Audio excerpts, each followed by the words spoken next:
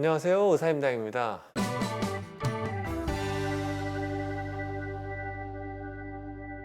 원장님, 그 아바타 네. 2편이 새로 나왔는데 혹시 보셨나요? 안 봤어요. 사실 저는 1편도 못 봤어요. 저 진짜 1편 너무 보고 싶었는데 그때 제가 공부하고 있었나? 못 봐가지고 2편도 보고 싶은데 뭔가 1편을 봐야지 2편을 볼 수 있을 것 같아서 2편도 아직 못 보고 있어요. 아바타 네. 2편에 보면은 전작에는 안 나오는 물가에 사는 종족이 나오고 있어요. 네. 근데 그분들은 주 어쨌든 식습관이 물고기인 거예요. 그러겠죠? 그러면 우리나라도 그러면 물가에 사는 사람과 내륙에 사는 사람들의 치열이 조금씩 다를 수 있는지. 이거 다를 수 있겠죠.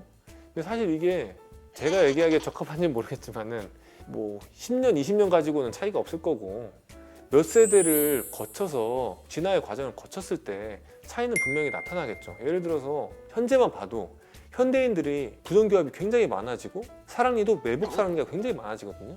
이게 턱의 크기와 연관이 됩니다. 옛날에는 굉장히 요리된 음식이 아니라 생고기를 먹고 살았을 거란 말이에요. 그러면은 씹는 저작 힘이 굉장히 많이 들어가고 치아가 많이 필요했어요. 그러면은 턱이 그만큼 크게 발달해 있고 씹는 힘도 지금보다 훨씬 셌던 거죠. 그래서 사랑니도 옛날에는 턱이 컸기 때문에 반듯하게 닫았던 거예요. 그래서 그게 씹는 역할을 해주는 제3의 어금니가 됐던 거거든요. 그런데 지금 같은 경우에는 어때요? 요리를 해먹기 시작하면서 음식이 그렇게 질기거나 단단하지 않아요. 음식이 많이 부드러워졌죠. 그래서 부드러운 음식을 먹다 보니까 턱의 크기가 작아진 거예요. 그러다 보니까 치아가 위치할 공간이 부족해지는 거죠. 그러다 보니까 치아가 없이, 사랑니가 없이 사는 분도 계시거든요. 실제로 사랑니가 아예 태어날 때부터 없는 분도 계세요. 그런 분은 어떻게 보면 진화가 더 된 거라고 할 수 있겠죠.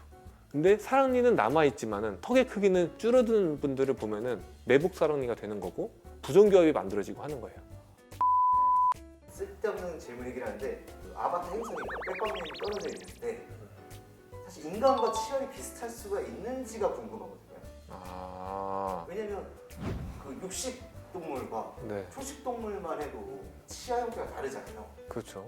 근데 뭐 식습관에 따라서 저는 변한다고 생각을 하는데 이게 과연 바뀔 수가 있는지가 좀 궁금합니다. 네, 근데 이걸 보면은 사람 치아랑 거의 똑같아요. 보면은, 네, 거의 똑같은 걸 보면은 저도 좀 신기하긴 한데 사실 저는 이거는 영화적 장치가 아닐까 싶어요. 제가 뭐 왜 똑같을 수 있는지 이거는 제가 사실 설명하기는 어려운 것 같고 이 영화적 장치로 사람이랑 똑같이 해야만 했을 것 같아요. 이거는 왜냐면은 사람들이 영화를 보면 집중을 해야 되잖아요.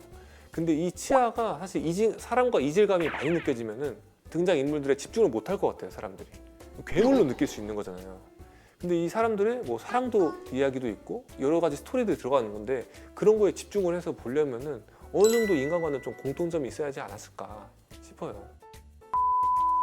아바타에 육식동물도 등장하는데 이 사진 보면은 이런 치열을 가지고 고기를 뜯어먹을 수 있는 이게 가능한가요? 그쵸. 이게 이제 말 그대로 고기를 뜯어먹는 거에 특화된 치열이라고 보면 돼요. 그러니까 모든 치아가 다 송곳니로 되어 있다고 생각하면 됩니다. 이 사람 이에서도 이마다 다 맡고 있는 역할이 다른데요. 이 앞니랑 송곳니는 뭔가를 뜯을 때 쓰는 치아고요. 어금니 같은 경우에는 씹는 역할을 하는 거예요. 근데 지금 육식공룡의 이 사진을 보면은 이 뜯는 역할만 하는 것만 있는 거예요. 그럼 얘는 뜯는 거는 아주 잘하는데 씹는 게 안 되는 거예요. 얘는 어금니가 없거든요. 보면은 얘는 씹지 않고 그냥 뜯어서 대충 넘기는 거예요. 그럼 그렇게 하려면 얘는 이제 소화기관이 엄청 발달해 있어야겠죠. 아니면 뭐 소처럼 되새김질 해가지고 다시 또 하고 넘긴다든지.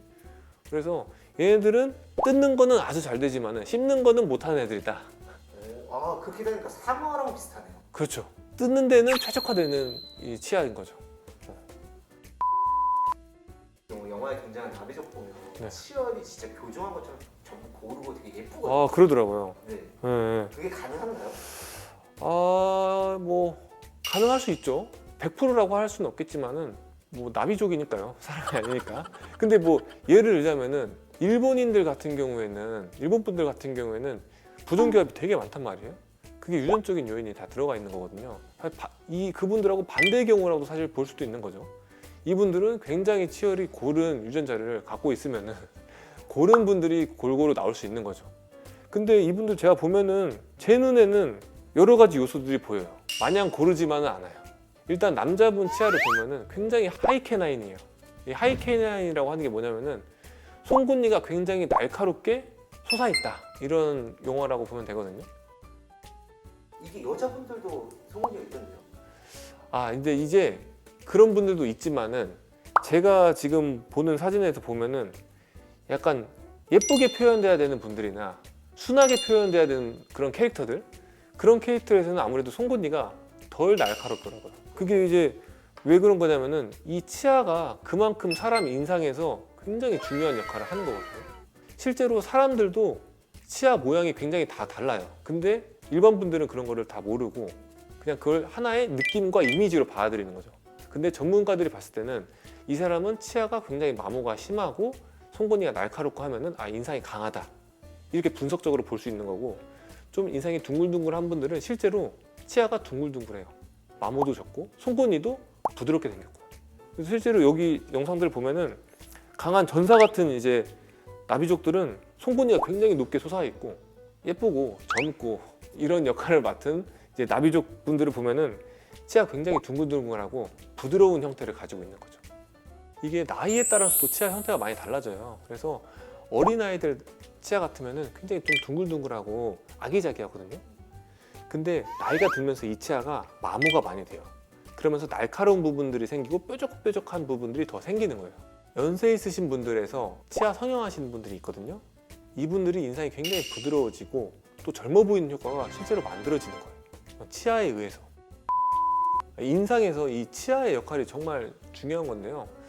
그래서 사실 교정이나 치아 성형을 했을 때 일반 분들이 봤을 때는 이미지가 되게 달라졌다, 이미지가 좋아졌다, 뭐 부드러워졌다, 예뻐졌다, 이런 얘기를 하는 건데 사실 전문가의 눈으로 봤을 때는 다 그게 논리적인 이유가 들어가 있는 거죠.